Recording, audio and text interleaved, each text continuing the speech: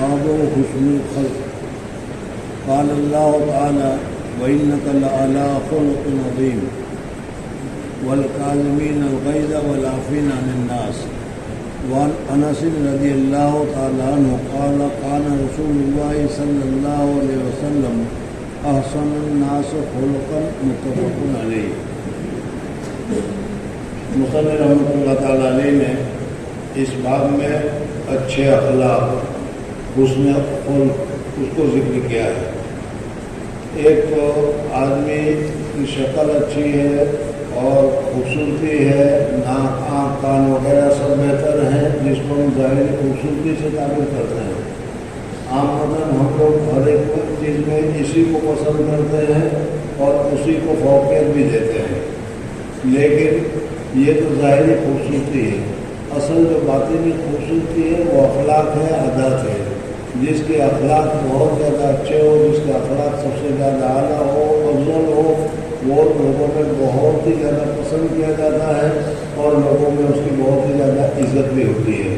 تو اس وجہ سے اچھے اخلاق کون سے ہیں اور اچھے اخلاق کس طریقے سے پیدا کرنے چاہیے اور اچھے اخلاق کا مقام اور درجہ کیا ہے، حضور اکرم صلی اللہ علیہ وسلم نے تفصیل کے ساتھ اس کو ذکر کیا ہے.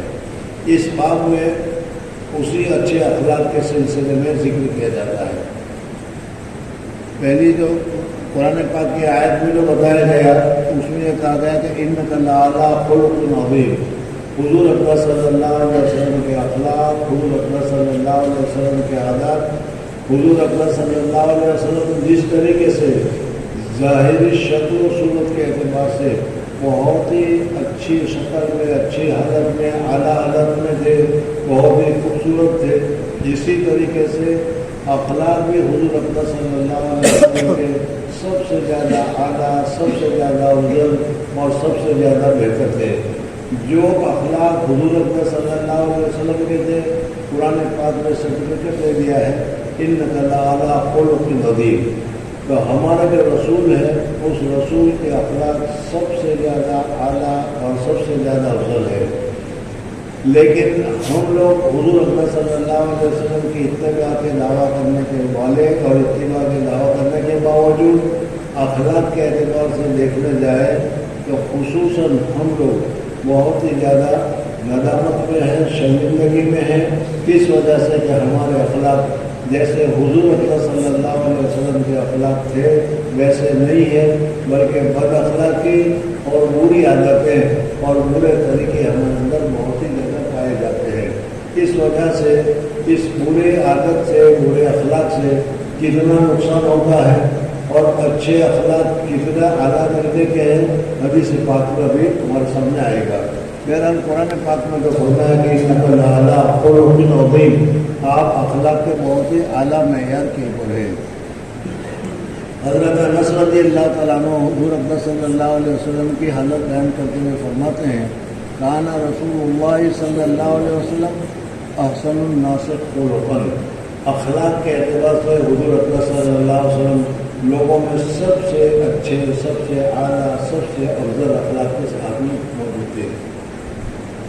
اور دوسری حدیث انہی سے ہے قال ما مسست دیباجا ولا حریرا الین من کف رسول اللہ صلی اللہ علیہ وسلم ولا شممت رائحة قط اطیب من رائحة رسول اللہ صلی اللہ علیہ وسلم لقد خدمت رسول اللہ صلی اللہ علیہ وسلم 10 سنین فما قال لي قط اف ولا قال لشيء فعلته لما فعلته ولا لشيء لم افعله الا فعلت متفق علیہ.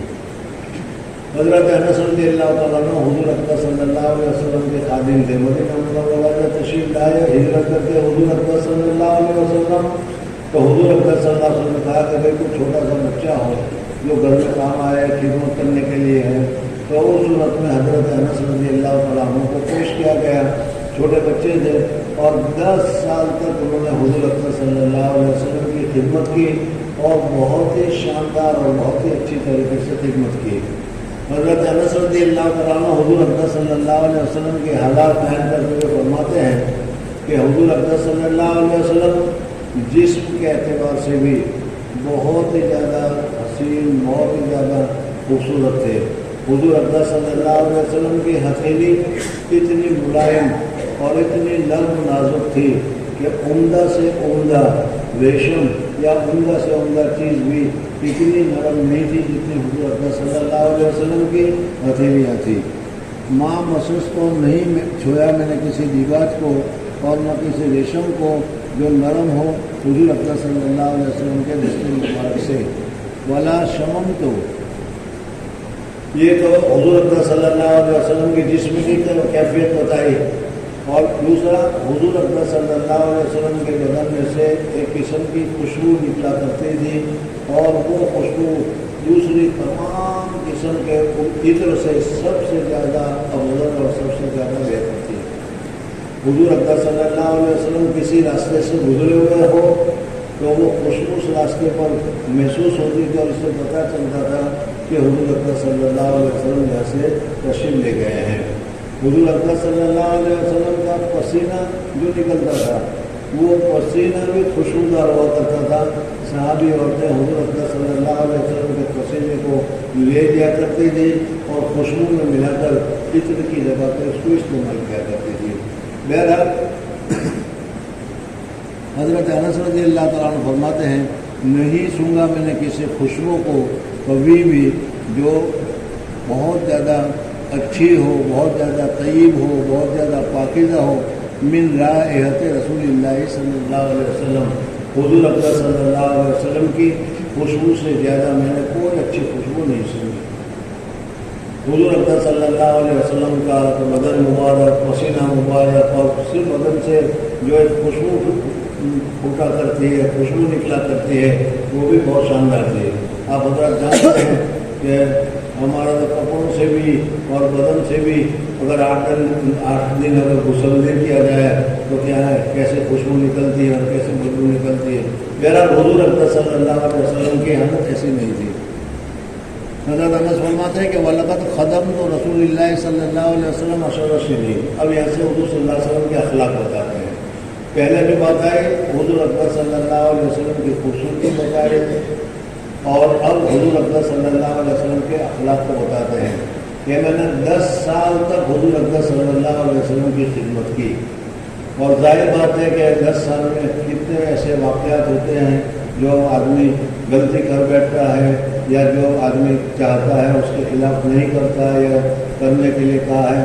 چھوٹے بچے کو عام وطن آپ نے دیکھا ہوگا کہ کسی چیز کو لینے کے لیے دکان پر بھیجو تو راستے میں وہاں کہیں کھیل ہو رہا ہوگا تو وہاں کھیل میں کھڑا ہو کر دیکھنا شروع کر دے گا۔ وہ کس نے منگوایا ہے لینے کے لیے بھیجا ہے، اس کی کچھ پوری نہیں ہوتی۔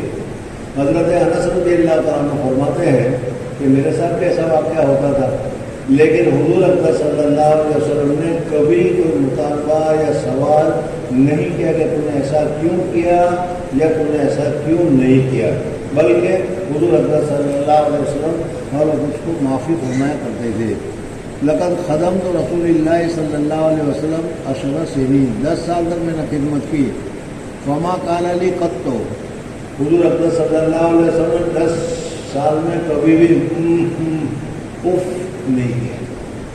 بعض مرتبہ ہم سے کچھ غلطی ہو جاتی ہے تو بارہا ہم اف یا یہ وہ کرنا شروع کر دیتے ہیں۔ بچے کے ساتھ محبت ہوتی ہے لیکن اس کے باوجود جب وہ کچھ کر لیتا ہے تو ہم غصے بھی ہو جاتے ہیں، مارتے بھی ہیں، لیکن حضور اقدس صلی اللہ علیہ وسلم نے غصے ہونا، مارنا تو اف تک بھی کبھی نہیں کیا۔ وقال لشیء فعلتہ، اور اگر میں نے کچھ کیا ہے تو حضور اقدس صلی اللہ علیہ وسلم نے یہ نہیں کیا کہ تم نے ایسا کیوں کیا، یا اگر نہیں کیا ہے تو حضور صلی اللہ علیہ وسلم نے کبھی نہیں پوچھا کہ تم نے ایسا کیوں نہیں کیا کہ میں نے تمہیں کام کرنے کے لیے کہا تھا۔ وعن صعب بن جثامہ رضی اللہ تعالیٰ عنہ قال اہدیت رسول اللہ صلی اللہ علیہ وسلم حمارا وحشیا فردہ علیہ۔ صحابہ کرام رضوان اللہ تعالیٰ علیہ مجمعین حضور اقدس صلی اللہ علیہ وسلم کو کبھی کبھی ہدیے اور تحفے بھی پیش کیا کرتے تھے۔ یہ صحابی ہیں حضرت صاحب، انہوں نے حضور اقدس صلی اللہ علیہ وسلم کو ایک مرتبہ جنگلی حمار پیش کیا۔ حضور اکرم صلی اللہ علیہ وسلم نے اس کو قبول نہیں کیا اور واپس کر دیا۔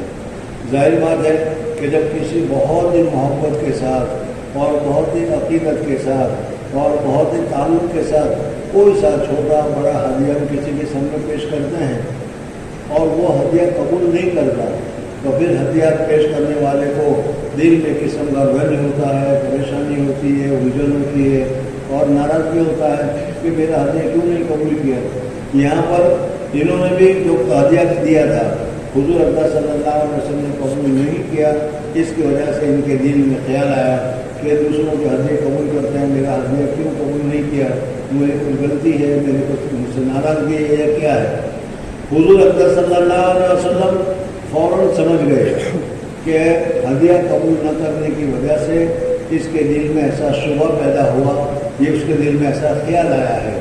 اس وجہ سے حضور اکرم صلی اللہ علیہ وسلم نے فوراً اس کا تصفیہ، اس کا علاج یا اس کی صفائی پیش فرما دی اور کہا فلما را معافی وجہی، میرے چہرے پر حضور صلی اللہ علیہ وسلم نے دیکھ لیا کہ میرے ہدیے کو قبول نہ کرنے کی وجہ سے میرا چہرہ ذرا مرجھا گیا ہے، میں ذرا ناراض ہو گیا ہوں، تو حضور اکرم صلی اللہ علیہ وسلم نے فرمایا انا لم اردہ علیک، میں نے اس کو تمہیں واپس اس وجہ سے نہیں کیا کہ کوئی میں تجھ سے ناراض ہوں، کوئی پریشانی ہے، بلکہ انا حرم، میں احرام کی حالت میں، اور احرام کی حالت میں مسئلہ یہ ہے کہ کوئی شکار، احرام والے کو شکار کرنا، شکار پکڑنا یہ تو جائز ہے نہیں، منع ہے، لیکن اگر کوئی دوسرا آدمی شکار اس کو دے بھی دے تو اس شکار کو پکڑنا بھی اس کے لیے جائز نہیں، اس کو شکار کو چھوڑ دینا پڑے گا۔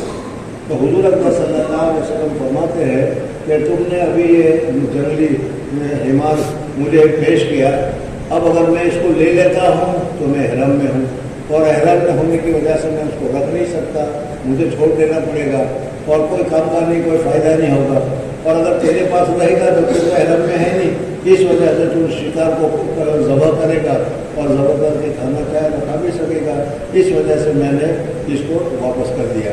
تو کہنے کا مقصد یہ ہے کہ اگر کبھی حضور اکرم صلی اللہ علیہ وسلم کسی کا دعوت یا کسی بات کو قبول نہیں کرتے تھے تو اس صورت میں معقول وجہ جو ہوتی تھی وہ بھی بتایا کرتے تھے کہ جس کی وجہ سے سامنے والے کو غلط فہمی وغیرہ نہ ہو۔ وعن نواس بن سمان رضی اللہ تعالیٰ عنہ قال سألت رسول اللہ صلی اللہ علیہ وسلم عن البر والاسم، حضرت سمان رضی اللہ تعالیٰ عنہ فرماتے کہ حضور اکرم صلی اللہ علیہ وسلم سے میں نے پوچھا کہ بر مانے بھلائی اور اسم کے معنی آتا ہے گناہ، اچھی اور بری چیزوں کی کچھ مجھے تفصیل بتا دیجیے، نیکی اور برائی کی کوئی تفصیل بتا دیجیے کہ کسے نیکی کہتے ہیں، کسے اچھائی کہتے ہیں، کسے برائی کہتے ہیں، کسے نیکی کہتے ہیں اور کسے گناہ کہتے ہیں۔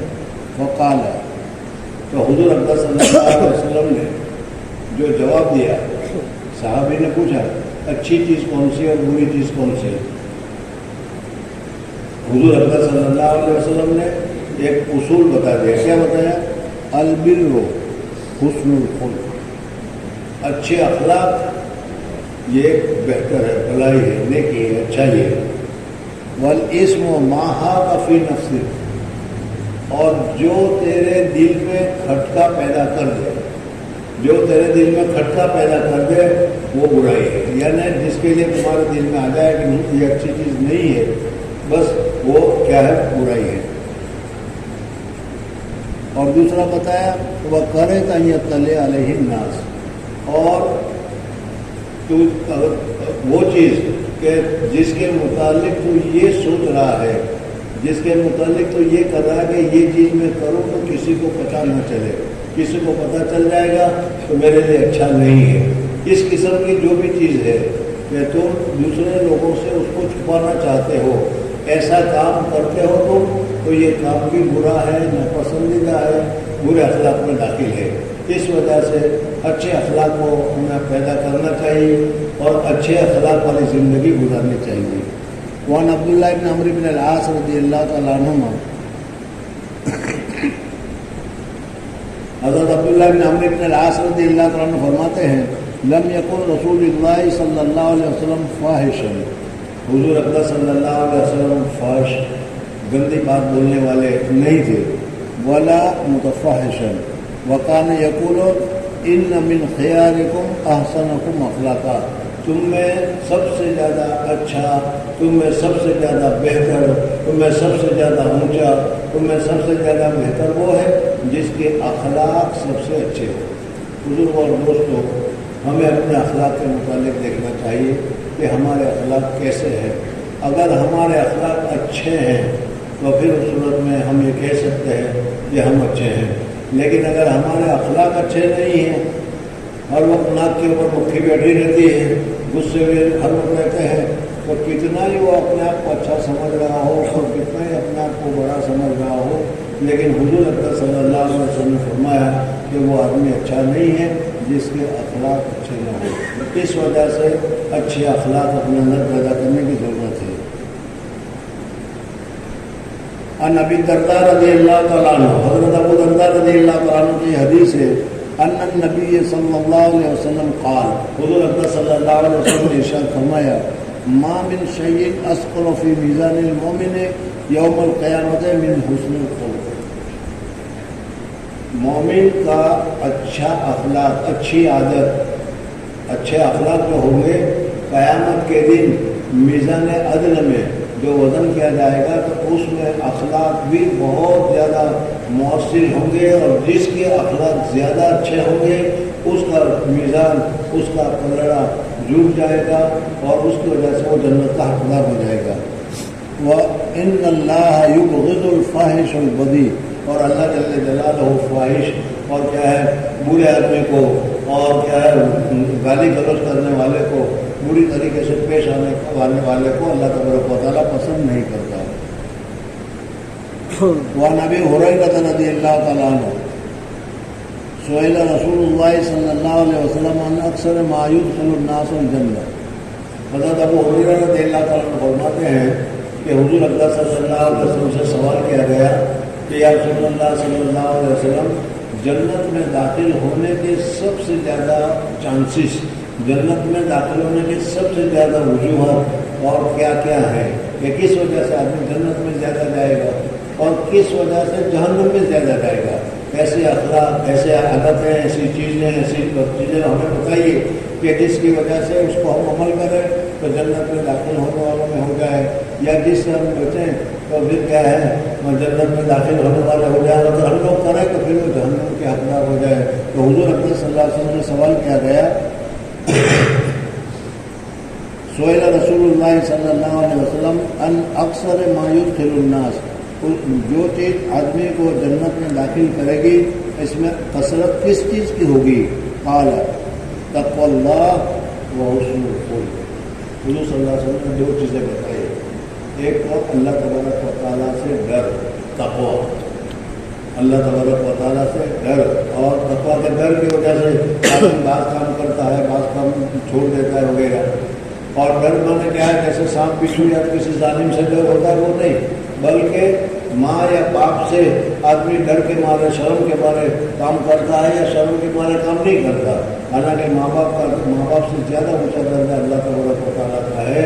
تو اللہ تبارک و تعالیٰ کے ڈر سے برے کام سے رک جائے، اللہ تبارک و تعالیٰ کے ڈر سے کہ اللہ تبارک و تعالیٰ کو میں کیا منہ دکھلاؤں گا اگر میں نے یہ نہیں کیا تو، اس وجہ سے وہ ڈرتا ہے تو اس کو تقویٰ سے تعبیر کیا جاتا ہے. تو حضور اکرم صلی اللہ علیہ وسلم نے فرمایا کہ جنت میں جو داخل کرانے والی چیزوں میں سے اکثریت جو ہوگی وہ تقویٰ ہوگا اور اچھے اخلاق، حسن الخلق. سئل ان اکثر ما يدخل الناس النار، پھر پوچھا گیا کہ جہنم میں داخل ہونے کے کون سے چانسز، کون سے طریقے، کون سے راستے، کون سی چیزیں کہ جس کی وجہ سے آدمی جہنم میں جائے گا.